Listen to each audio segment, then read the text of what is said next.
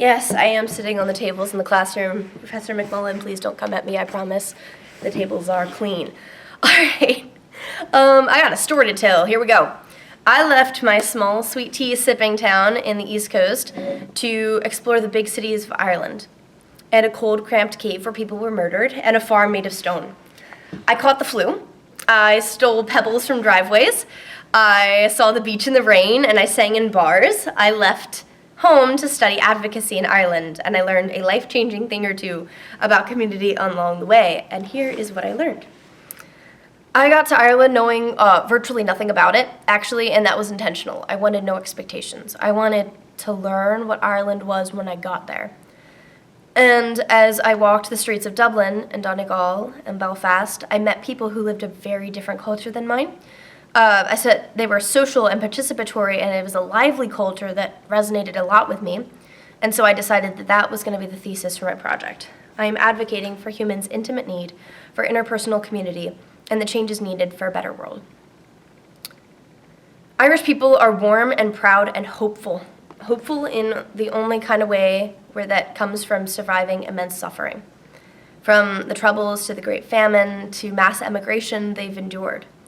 And when you suffer, you get to make one of two choices. You can let it harden you, or you can let it make you tender-hearted. And Ireland has chosen tenderness.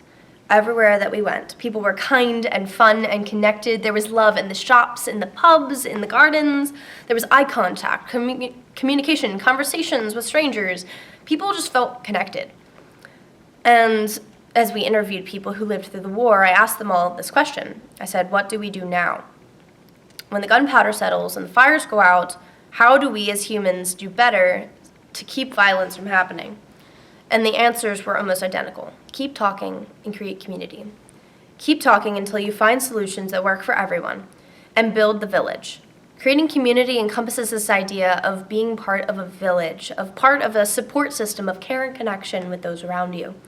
And we heard story after story about what happens when people come together.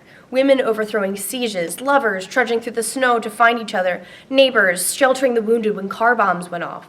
We heard about Indian and Irish communities donating to each other across whole oceans, and that fierce loyalty to humanity, that unrelenting kindness, it was everywhere. And so when I look at America and I see our story of how our culture has changed to be relatively non-conducive to interpersonal communication, it's hard.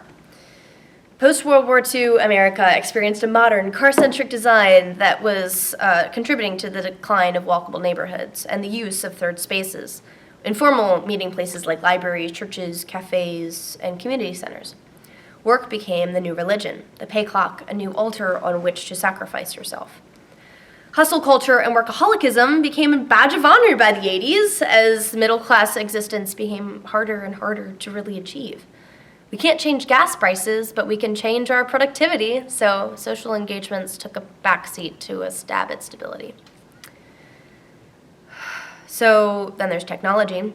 Not only does technology on a consumer level distract us from real life, but corporations intentionally use algorithmic and linguistic strategies to replace our communities with a psychological illusion of connection. They've monetized loneliness. Between all this and the political polarization that has fostered so much hate in the last several years, isolation is an all-time high. In roughly 70 years, we've watched the cultural narrative of America go from family values and shared responsibility for the community, connectedness, and a collective identity as a neighborhood and as a nation, to the current narrative, which is devoted to radical individualism, division, self-optimization, and private life. This shift has had disastrous effects on the American people on a personal level, with skyrocketing mental illness and suicide rates, as well as on a national level, with increased political violence, civil unrest, and damage to national identity and to pride. Ireland's history isn't identical to ours, but the pattern is familiar. Division, brutality, and the dehumanization of the other. It's an us versus them situation. The soldiers told us how they were trained to see enemies as targets, not people. Some women told us about how the government profits from a population that is divided and sick and dependent. And yet, every story of progress came from unity, from people choosing to work together, hand in hand. And so here's my call to action. Recreate the village. Serve others. Be reliable. Ask for help. Reach out. It looks like shoveling your driveway or in your neighbor's driveway when you're exhausted. It looks like going to church even though you're nervous. It looks like putting real effort into your family instead of waiting for it to be convenient or for you to get enough sleep first. It looks like building intentional friendships, like asking your buddy to pick you up at the airport even though it's a 2-hour drive, like letting your mom make you soup when you're sick, and letting your coworkers know if they need anything when you order lunch. It looks like putting your phone down and being fully present, starting conversations with strangers in cafes, getting that girl's number at the library, listening to grandma's stories again, even though you do not care to listen to them again. It looks like trying again when interactions get messy, choosing grace when things get awkward, and remembering that relationships aren't optimized, they're human. They're not all about you. They're messy and inconvenient. It takes time and resources and intentionality to make them a priority and to make them work effectively. It takes effort to make difficult conversations and to love people despite our differences. But keep in mind, the system is designed to keep us poor, angry, sick, and stupid. Too poor to avoid our rat race jobs, and too sick to do much more than survive once we're off the clock. Too stupid to realize that we're weakened in our division, and too angry at each other to fix it once we do. We are easier to rule this way. Break out. Go love your neighbor, fiercely and with passion. Go find places outside of home to spend time and to meet people. Serve your community and let it serve you. Because being the person that you can depend on and other people can depend on and love back, that interpersonal connection, that is how we change the world in ways that don't rip it to shreds first.